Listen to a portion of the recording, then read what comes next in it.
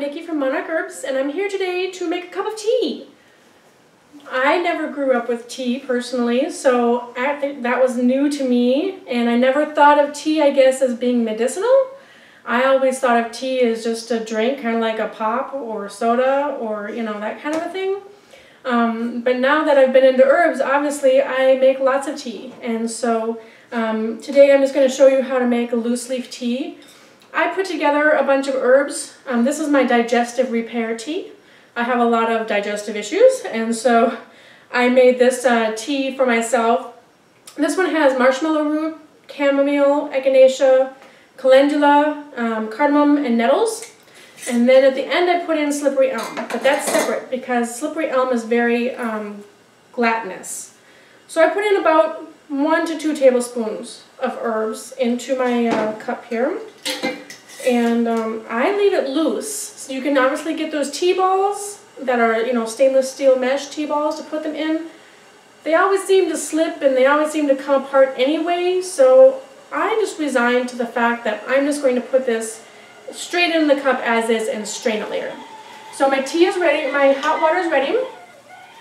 I'm going to just add hot water into this, let it steep for a few minutes.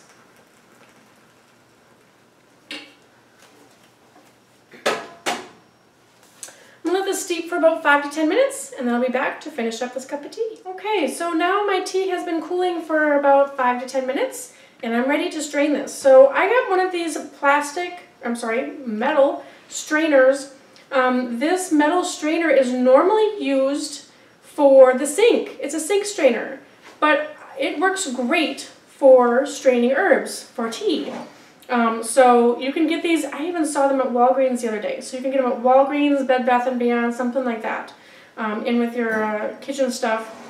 So I just put this onto the top of another cup, and then I'm able to pour in. But before that, since this is a digestive tea, I also like to use slippery elm bark. Slippery elm bark is another herb.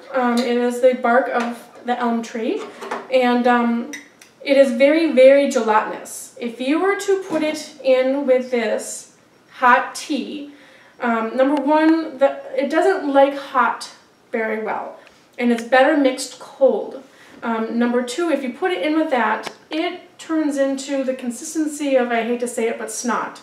It turns really thick and gross. So in order to keep it good and consumable and not end up being really, really gelatinous like that, I mix it first in here. So what I did is I put a heaping teaspoon into the bottom of my cup, and then I put in cold water. Again, about maybe a quarter cup. Put in my cold water and stir it up until it gets all coated. You know, you want it to good. It's not going to dissolve, but it's going to get nice and thick, kind of pasty in there. You want it pasty, that's okay, because once you add the tea in it, it won't be pasty as long as you drink it right away.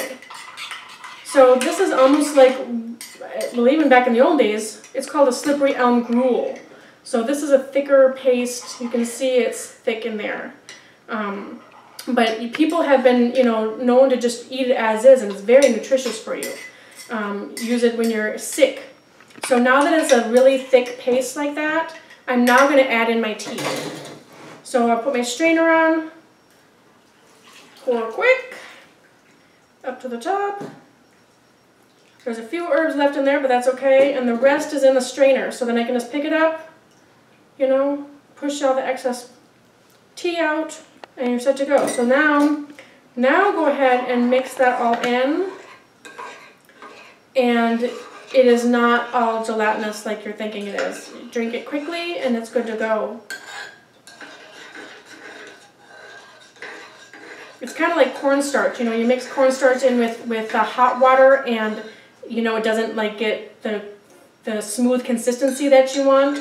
That's why you have to mix slippery elm with cold water. And then you're set to drink.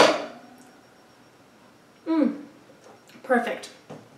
Thanks again for joining us at Monarch Herbs. See you again soon.